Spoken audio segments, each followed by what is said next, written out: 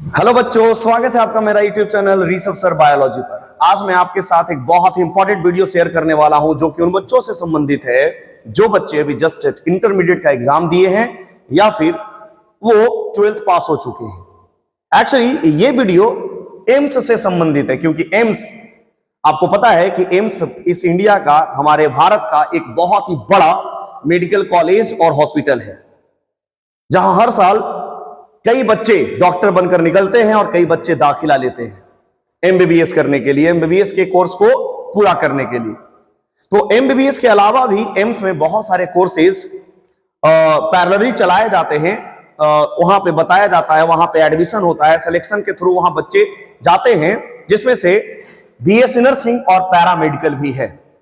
BSc nursing और paramedical का अभी हाल ही में रजिस्ट्रेशन शुरू हुआ है, बस कुछ दिन पहले। अभी 2024 का रजिस्ट्रेशन चालू है। इस वीडियो में मैं पूरा बात करूंगा इस बीएससी नर्सिंग और पैरामेडिकल के कोर्सेज के लिए। हम बात करने वाले हैं एग्जामिनेशन डेट, कैसे अप्लाई करें, इसका सिलेबस क्या क्या है। तो इस वीडियो को पूरे गौर से देखिएगा, पूरा ध्यान से समझिएगा और पूरे अंत तक देखिएगा, तब आपको पूरा सिनेरियो आपको समझ में आएगा। एक्चुअली इस वीडियो में मैं आपको बताने वाला हूं कि इस फॉर्म को कौन कौन बच्चे अप्लाई कर सकते हैं, कौन बच्चे अप्लाई नहीं कर सकते हैं, क्या क्राइटेरिया है, क्या एज ग्रुप है, कितना फॉर्म फी लगने वाला है, कितना पैसा आपको लगेगा इस रजिस्ट्रेशन बीएससी नर्सिंग या पैरामेडिकल को रजिस्ट्रेशन करने में। तो टोटल चीज यहां पे हम बात करने वाले हैं आपके साथ।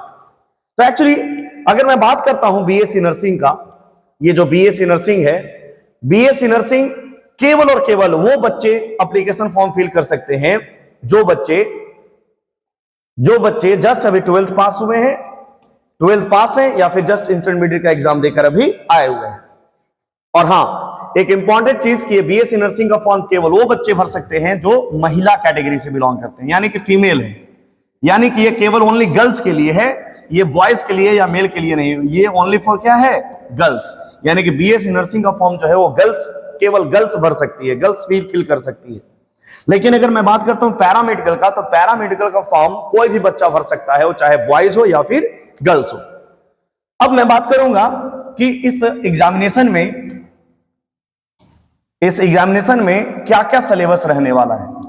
सिलेबस, जो बच्चे जस्ट 12th बायोलॉजी से अभी दिए हैं, यानी कि फिजिक्स, केमिस्ट्री, बायोलॉजी उनका मेन सब्जेक्ट है, मेन सब्जेक्ट बायोलॉजी है, तो यहां पे फिजिक्स से 30 क्वेश्चन आने वाले हैं, केमिस्ट्री से 30 क्वेश्चन आने वाले हैं और बायोलॉजी से 30 क्वेश्चन आने वाले हैं। तो 30-30 तीनों से क्वेश्चन आएंगे। और अगर बात करते हैं इसका इंपॉर्टेंट डेट, बहुत ही शॉर्ट वीडियो में मैं आपको समझाऊंगा, ध्यान से समझिएगा। 8 जून को इसका एग्जाम होने वाला है। ये जो बीएससी नर्सिंग या पैरामेडिकल का जो एप्लीकेशन फॉर्म एम्स ने जारी किया है, ये 8 जून को एग्जाम कंप्लीट होगा, संपन्न होगा, 8 जून को लिया जाएगा। रजिस्ट्रेशन, जो इसका जो रजिस्ट्रेशन वो 3 स्टेप में पूरा किया जा रहा है। There are 3 steps. ये तीनों स्टेप्स को ध्यान से समझिएगा।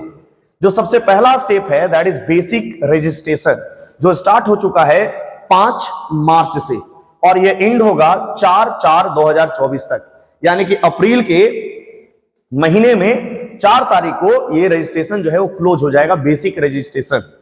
जब आप बेसिक रजिस्ट्रेशन करवा लोगे तब आपको generation of code for final registration, यानी कि आपको कोड जनरेट करना पड़ेगा फाइनल रजिस्ट्रेशन के लिए, जो कि आज ही से शुरू हुआ है। यानी कि 12/3/2024 से 12/4/2024 तक इसका generation of code for final registration, final registration के लिए जो लास्ट डेट है वो 12/4 तक है और फाइनल रजिस्ट्रेशन का जो डेट है वो है 12/4, यानी कि जनरेशन ऑफ कोड आप 12/4 को भी कर सकते हैं और उसी दिन आप फाइनल रजिस्ट्रेशन भी कर सकते हैं। यानी कि 5 तारीख से 12/4 तक, 5/3 से 12/4 तक आप पूरा का पूरा अपना काम, अपना फॉर्म भर सकते हैं। अगर आप रजिस्ट्रेशन करके generation of code for final registration आप जनरेट कर लेते हैं तो आप कभी भी फाइनल रजिस्ट्रेशन कर सकते हैं। इसका कोई टाइम लिमिट नहीं है जब तक कि 12/4 आपको नहीं आ जाए। तो 12/4 के पहले आप कभी भी इस फॉर्म को फिल कर सकते हो after the generation of code for final registration. Clear? तो आपको डेट समझ में आ गया होगा कि कब से स्टार्ट है इस फॉर्म को फिल करना, एग्जाम कब होगा, फाइनल रजिस्ट्रेशन कब है। अब मैं बात करने वाला हूं और भी चीज इसमें। अब बात करते हैं कि रजिस्ट्रेशन फी क्या क्या है, कौन कौन बच्चे, कौन कौन कैटेगरी के बच्चे को कितना फी लगेगा। जो जनरल एंड ओबीसी है, जो नॉन क्रीमी लेयर में आते हैं, जो बच्चे नॉन क्रीमी लेयर में आते हैं उनका 2000 रजिस्ट्रेशन चार्ज है। और जो बच्चे एसटी, एससी या ईडब्ल्यूएस से आते हैं, इकोनॉमिक वीकर सेक्शन, उनका 1600 लग जाएगा इस फॉर्म को फिल करने में। तो रजिस्ट्रेशन चार्ज क्या क्या होने वाला है, 2000 लगेगा जो जनरल कैटेगरी के हैं, ओबीसी कैटेगरी के बच्चे हैं, और जो एससी, एसटी या ईडब्ल्यूएस के बच्चे हैं उनको 1600 रजिस्ट्रेशन चार्ज लगेगा। अगर मैं बात करता हूं एलिजिबिलिटी क्राइटेरिया, एक्चुअली इस एग्जाम का जो क्राइटेरिया है, जो बच्चे इंटरमीडिएट विद फिजिक्स, केमिस्ट्री और बायोलॉजी से हैं वही इस फॉर्म को भर सकते हैं। आपने अगर इंटरमीडिएट फिजिक्स, केमिस्ट्री और बायोलॉजी से कर रखा है तब आप इस फॉर्म को भर सकते हो। और एज का बात करते हैं तो एज 17 साल और एबव होना चाहिए। 17 साल आपका कंप्लीट हो जाना चाहिए टिल, क्योंकि मिनिमम एज जो है वो 17 है और मैक्सिमम 25 होता था, लेकिन अभी 25 हटा दिया गया है। मैक्सिमम अभी एम्स ने अनाउंस नहीं किया है, तो मैक्सिमम जो है अभी कोई इसका लिमिट नहीं है, लेकिन 17 साल मिनिमम है। 17 साल से अगर नीचे आपका एज है तो आप इस फॉर्म को फिल नहीं कर सकते हैं। ओके, अगर मैं बात करता हूं एम्स का, तो एम्स एक बहुत ही बड़ा ग्रुप है हमारे इंडिया में, बहुत ही नेटवर्क इसका धीरे धीरे फैल रहा है। आज से अगर बात करें 2012 से पहले, तो 2012 से पहले एम्स केवल एक था पूरे इंडिया में, लेकिन अभी हमारे पास बहुत सारे एम्स हैं, जैसे एम्स दिल्ली हो गया, एम्स भोपाल, एम्स भुवनेश्वर, एम्स जोधपुर, एम्स पटना हमारे पटना में भी एक एम्स है, एम्स रायपुर, वैसे ही यहाँ पे एम्स ऋषिकेश, एम्स रायबरेली, वैसे ही बहुत सारे एम्स जो है अभी इंडिया में एम्स कॉलेज खुल रहे हैं और खुल गए हैं, और आने वाले समय में बहुत सारे एम्स जो है वो खुलने वाला है। एक झारखंड में भी है, देवघर में एम्स, ठीक है। तो जो बच्चे इस फॉर्म को फिल करना चाहते हैं वो आप कैसे फिल कर सकते हैं, थोड़ा सा मैं आपको डायरेक्ट गूगल के माध्यम से बताता हूं। आपको गूगल खोल लेना है। तो जैसे आप गूगल में आओगे, गूगल ओपन करने के बाद यहां पे आप टाइप करोगे एम्स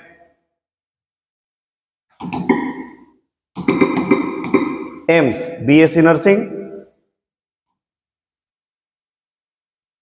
तो ये जो है एप्लीकेशन फॉर्म खुलेगा।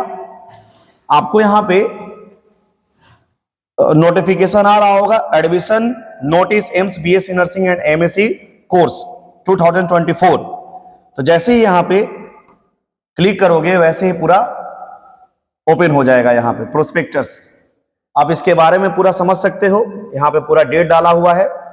ये है अंडर ग्रेजुएट का और ये है पोस्ट ग्रेजुएट का, लेकिन आपको पोस्ट ग्रेजुएट से कोई मतलब नहीं है।